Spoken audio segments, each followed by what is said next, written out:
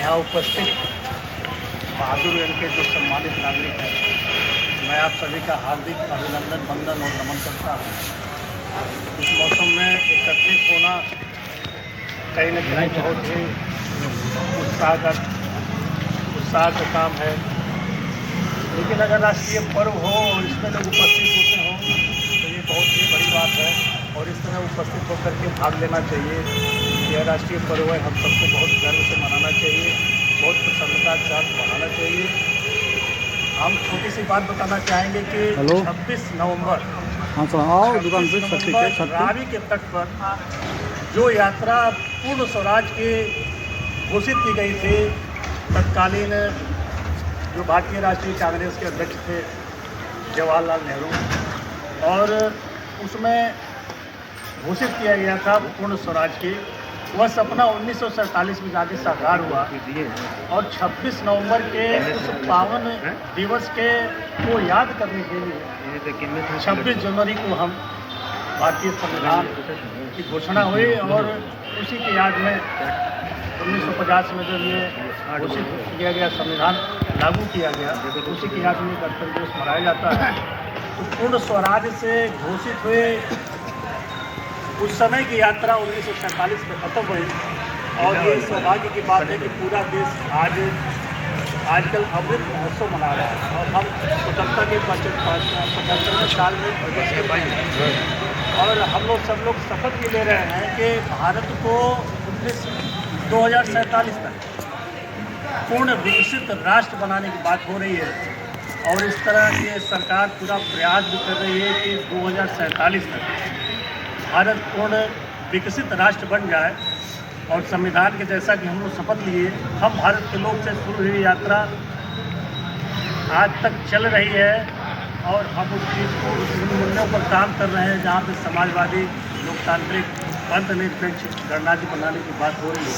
उस मूल्यों पर कहीं न कहीं पूरा देश काम कर रहा है और ये सौभाग्य की बात है। अगर हम लोग जीवित रहे 2047 तक तो निश्चित रूप से भारत को पूर्ण विकसित राष्ट्र का दर्जा देखने में हम लोग को बड़ी खुशी होगी।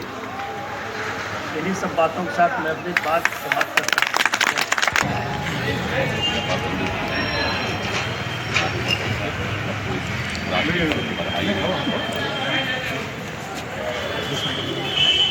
बातें बहुत सारी हैं, यही कहने हैं, मैं ज़्यादा कुछ नहीं कहूँगा। लेकिन जब हम लोग अपने पूर्व के इतिहास में जाते हैं तो हम लोग यही देखते हैं कि आज जो हम लोग देश के कोने कोने में जो ये आज़ादी का पर्व मना रहे हैं, इसको पाने के लिए कितने बलिदानों से गुजरना पड़ा, कितनी माँओं के संतानें बलिदान किए गए, कितनी सिंदूर भूल गए। हमारा एक मूल शब्द यह है कि हम अपने देश के प्रति ईमानदारी से अपने कर्तव्यों का निर्वहन करें। उन बलिदानियों के लिए सबसे बड़ी श्रद्धांजलि हम लोग के लिए होगी। मैं ज़्यादा कुछ नहीं कर पाऊंगा, बस एक बार जय हिंद। ये एक ऐसा पर्व है बोले नहीं कि हिंदुस्तान के बच्चों को मनाना चाहिए। ये एक हमारा हिंदुस्तानी त्यौहार है, कौमी त्यौहार है, इसको हम करते हैं। सब लोग जानते हैं, अगर ये जान रहे हैं कि 26 जनवरी को हिंदुस्तान आज़ाद हुआ और आज ही के दिन 26 जनवरी को संविधान और कानून जिसको कहा जाता है, किसी भी जमात को चलाने के लिए कानून की ज़रूरत होती है। इसी तरीके से जब हमारे पूर्व थे, जब हिंदुस्तान आज़ाद हो गया, इसको चलाने के लिए एक कानून बनाया। वो कानून आज ही के दिन जो है फैला हुआ 26 जनवरी को। इससे बढ़िया बात क्या होगी। लेकिन जिस बेतवज्जोही से, बेताल्लुकी से आजकल हम लोग काम ले रहे हैं, ऐसा हम लोग को नहीं चाहिए। ये एक हमारा ऐसा त्यौहार है कि हिंदुस्तान के बच्चे को इसको मनाना चाहिए। लेकिन इतनी बेतवज्जोही है कि बुलाने पर भी लोग नहीं आते। सही है। पूछिए उन लोगों से जिन्होंने कुर्बानियाँ दी हैं, जो लोग सूली पर चढ़े हैं, उन माओ से पूछिए जिनकी औलादें जो है इसमें कुर्बान हो गई। उन औरतों से पूछे जिनके शौहर कुर्बान हो गए। सारे हिंदुस्तान के लोग कुर्बान होते जाते। आज हमारा ये हाल है कि उनके हक़ में कोई दुआ भी नहीं कर रहे हैं, उनके हक़ में और भी कुछ कर रहे हैं। कम से कम इतना तो हम करते 26 जनवरी पर झंडा रोपण के वक्त हाजिर हो जाते, झंडा फहराने में हाजिर रहते हैं, तभी तो उनको कुर्बानी और कुछ ऐसा हमारे ऊपर होता है। इसलिए हमको चाहिए कि जब तक हम जिंदा रहे 26 जनवरी को याद करें। हमारा इसी दिन हिंदुस्तान जो है संविधान के साथ आज़ाद होता है। अब इसके साथ जिसको संतोष भाई के आंसू से, 2 आँखों के आंसू से सातों सागर हारे होंगे जिस दिन माओं ने अपने मंगल सूत्र उतारे होंगे। पौरुष महती शाम के अधीन हो जाए, तुम्हें बताओ रण में बाजुओं को कौन तौलेगा। हम ही चरण चुंबन की भाषा तो बोले, फिर आपकी भाषा कौन बोलेगा।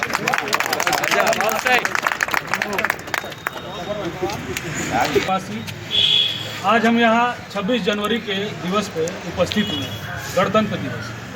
हम इसे गणतंत्र दिवस कहते हैं। गणतंत्र और लोकतंत्र 2 शब्द होते हैं। इंग्लैंड लोकतांत्रिक देश है, लेकिन गणतांत्रिक नहीं है, क्योंकि वहाँ पे राजे महाराजे के लिए आज भी उनका संसद भवन निष्ठा रखता है। लेकिन हम अपने राष्ट्रपति का चुनाव करते हैं, इसलिए हम रिपब्लिक हैं, गणतंत्र है। और सबसे बड़ी बात हुई, आज सुबह लोग खोज रहे थे कि झंडा फहराने के लिए आए, झंडा फहराने के लिए आए। इस झंडे को फहराने के लिए ना जाने कितने लोग शहीद हो गए, और आज स्वतंत्रता फहराने की तो लोग उठ के आ नहीं पा रहे। इस दिवस को मनाने की आवश्यकता क्या है? अभी हम लोगों ने ये प्रस्तावना की, शपथ ली। ये शपथ किसके लिए है? आपने इस पर विचार किया? हम भारत के लोग, भारत को एक संपूर्ण प्रभुत्व संपन्न समाजवादी, हमारा भारत कैसा होगा अगर हम आज़ाद हो गए होते और हमारे आज़ादी के बाद हमारे राजे महाराजे फिर से राजे महाराजे बन जाते, क्या वो स्वतंत्रता थी? अंग्रेज चले जाते और जो राजे थे सबको उनका राज्य दे दिया जाता। आपको वोट देने का अधिकार नहीं होता, आपको अपने विचार रखने के अधिकार नहीं होते, आपको अपना धर्म मानने का अधिकार नहीं होता। आप स्वतंत्र थे, जो राजा का इच्छा करता वही आप करते। ये स्वतंत्रता नहीं थी। बिना स्व के बनाए हुए नियमों की स्वतंत्रता का कोई वजूद नहीं। आज जो संविधान दिवस है, हमने अपना संविधान खुद के लिए बना। हमने कहा था ना, हम भारत के लिए, भारत को यानी कि इस देश के संविधान को जो शक्ति मिलती है, जो किसी ईश्वर किसी राजा के नाम पे नहीं मिलती है, इस देश की जनता के नाम पे मिलती है। इस देश की जनता ने उसके निर्माण में सहयोग दिया है और यह देश की जनता के लिए बनाया गया है। स्वतंत्रता हमें किस बात की है? धर्म, अभिव्यक्ति, विश्वास करने तक की स्वतंत्रता हमें कोई नहीं रोक सकता। और वो स्वतंत्रता राष्ट्र से पहले समाज में और समाज से पहले परिवार में आती है। हम अपने पहले स्वतंत्रता जिसकी सबके अंदर, हर परिवार में होता है, किसी का अथॉरिटी होती है, वो पहले अपने परिवार में अपने बच्चों, अपनी बीवी को तो देना शुरू करें। बाहर जाके अच्छी भाषण दें और समाज में पता चला घर में औरत को पीट के आए और बाहर लैंगिक समानता की हम बात कर रहे हैं। ये सब चीज़ें अपने बच्चे को वो क्या पढ़ना चाहता है, क्या करना चाहता है, सही मार्गदर्शन देते हैं, उसको चुनाव करने का अधिकार दें। तो हम पहले ये 100 से शुरू करेंगे, परिवार में जाएंगे, और जब तक हम एक दूसरे की, चाहे वो किसी संप्रदाय या धर्म का हो, जिस दिन हम बढ़ गए, आप यकीन मानिए कभी भी अपने अधिकारों को किसी समाज में रख नहीं सकते, ना उसे कभी राष्ट्रव्यापी मुद्दा बना सकते। जिस दिन आप बढ़ गए समाज में, जात में और संप्रदाय में बढ़ जाएंगे। तो ये दिवस इसीलिए मनाए जाते हैं। हम सिर्फ आज़ादी के गीत गा लें, लोगों अपने महापुरुषों को याद करें, उनकी कुर्बानियाँ थी क्यों? इसीलिए तो थी। और हम कैसा राष्ट्र का निर्माण करेंगे? सिर्फ उनका वो करने से, गीत गाने से नहीं होगा, उनके पथ पे चलना होगा, उनके विचारों को समझना होगा। इसी के साथ मैं गुजरात में